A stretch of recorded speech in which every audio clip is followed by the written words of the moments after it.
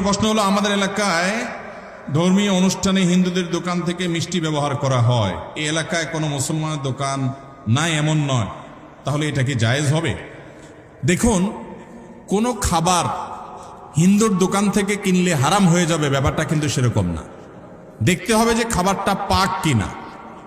যদি কোনো হিন্দু খাবারের মধ্যে কোনো নাপাক মেশা, তাহলে সেটা নাপাক হবে, যার কারণে খাওয়া হালাল হবে না, কেনা হালাল হবে। আবার কোনো মুসলমানও যদি একই কাজ করে, সেটাও কি হবে? হারাম হবে, সেটা কেনা জায়েজ হবে। তবে এটা ঠিক যে আপনি সন্দেহপূর্ণ মনে হলে সেটা অ্যাভয়েড করে, যেটা সন্দেহপূর্ণ নয় সেটাকে অগ্রাধিকার দিবেন।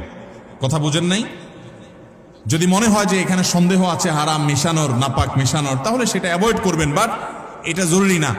হিন্দুদের সাথে কেনা বেচা করা জায়েজ আছে না নাই? খ্রিস্টানদের সাথে কেনা বেচা করা জায়েজ আছে না নাই? সাহাবা ইকরাম করেছেন, নবী সাল্লাল্লাহু আলাইহি ওয়াসাল্লাম করেছেন, তাদের সাথে সাধারণ সকল লেনদেন করা ইসলামে জায়েজ আছে।